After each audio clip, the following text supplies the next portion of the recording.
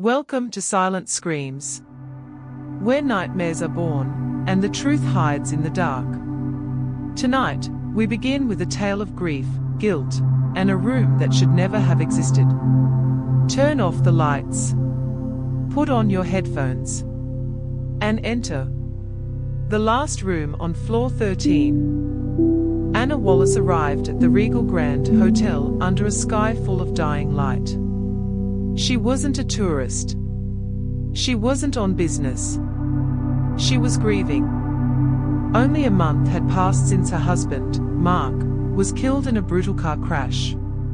The silence in their home had become unbearable. His toothbrush still sat by the sink, his shoes by the door. She needed distance from the memories.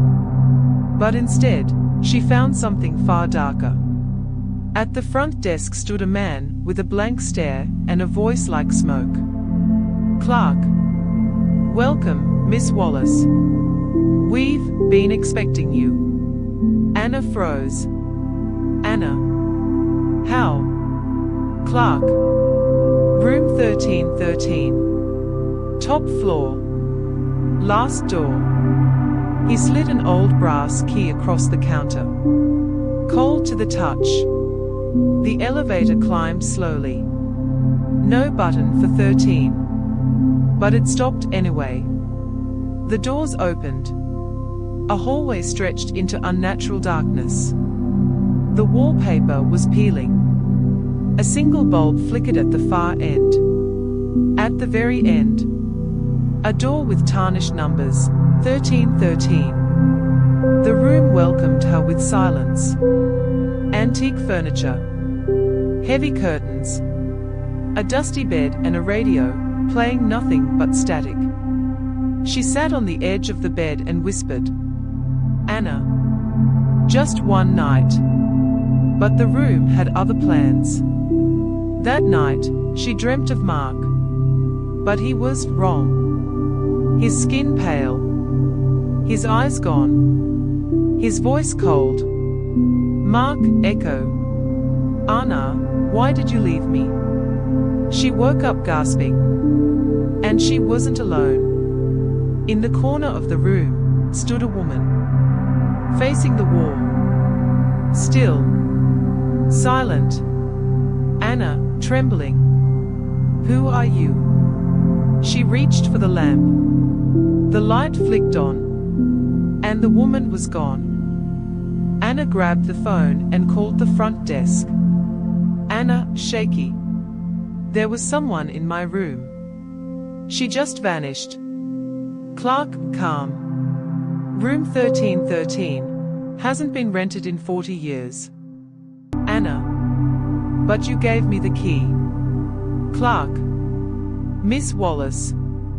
The hotel doesn't have a 13th floor." The line went dead. She opened the door to leave. But the hallway was gone. Instead, stood an endless corridor.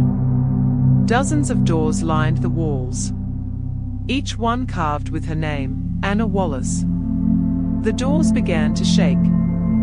From behind them, screams, cries, her own voice begging for help. She turned back into the room. The wallpaper was bleeding. The radio was speaking again. "Mark, from radio. You left me. Now. I'll never leave you." The closet creaked open. Inside, a coffin, lined in red velvet.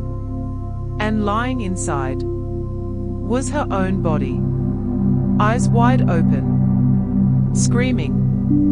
She woke in a hospital bed. A nurse smiled gently. "Nurse, you gave us quite a scare. You were found unconscious in the Regal Grand." Anna blinked, confused. "Nurse, that hotel burned down years ago." On the table beside her lay a yellowed newspaper clipping. Headline: "Wife murders husband, jumps from room 1313 Regal Grand Hotel." The photo was Anna, but older. Paler. Dead. The door creaked open. A shadow entered the room. Familiar.